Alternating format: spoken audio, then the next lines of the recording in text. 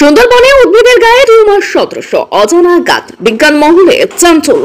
বিশেষজ্ঞের বক্তব্যে উঠে এলো উদ্বেগের সুর। সুন্দরবনের তথা হাসনাবাদের প্রত্যন্ত এলাকার একটি বৃক্ষের গায়ে এক বিরল ও রহস্যময় দৃশ্য এলাকার মানুষের চোখে পড়েছে। পথ চলতি মানুষদের প্রথমে চোখে পড়ে এমন দৃশ্য। রাস্তার পাশে উদ্ভিদের গায়ে দেখা মিলছে মানব দেহে টিউমারের মতো অদ্ভুত দুটি গাঁট।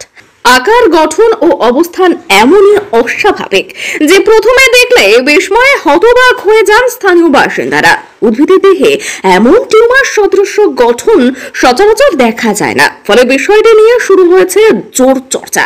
এই ঘটনার পরিপ্রেক্ষিতে পশ্চিমবঙ্গ বিজ্ঞান মঞ্চের রাজ্য সম্পাদক মণ্ডলীর সদস্য ও পরিবেশ বিশেষজ্ঞ সমরনাথ চ্যাটার্জি বলেন, এই ধরনের গাছ অনেক সময় ভাইরাস সংক্রমণ, ছত্রাকজনিত বৃদ্ধি কিংবা পরিবেশগত দূষণের কারণে হতে পারে, তবে এটি সাধারণ নয়। বিস্তারিত নমুনা পরীক্ষা ছাড়া সঠিক কারণ বলা কঠিন হলেও এটি একটি সতর্ক সংকেত। তিনি আরো জানান, জলবায়ু পরিবর্তন, জলদূষণ ও পরিবেশ ভারসাম্যের বিঘ্নে এমন জৈব বিকৃতি দেখা দিতে পারে।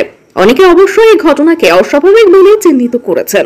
পরিবেশ প্রেমীদের মতে সুন্দরবনের মতো সংবেদনশীল অঞ্চলে এই ঘটনা ভবিষ্যতের জন্য এক গভীর সতর্ক বার্তা। যে রাউজুম গাছের উপরে গাছের কাণ্ডে কিছু ওই খোলা অংশ, ফিতে অংশ, এটা সম্পর্কে উনি জানতে চেয়েছেন।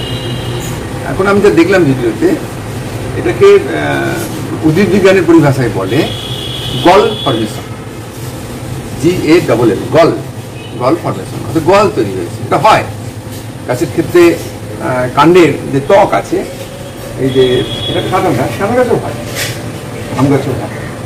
এই ত্বকে যখন কোনো ক্ষতস্থান তৈরি হয়, কোনো পোকামাকড়, মাইট সেখানে যদি কোনো আঘাত করে, তাহলে পরে বা কখনো তারা ডিম পাড়ে। এই কারণে এই ত্বকের নিচে ওই গাছের আর কিছু রাসায়নিক পদার্থ ক্ষরিত হয়, অর্থাৎ একটা গাছের একটা স্ট্রেস তৈরি হয়।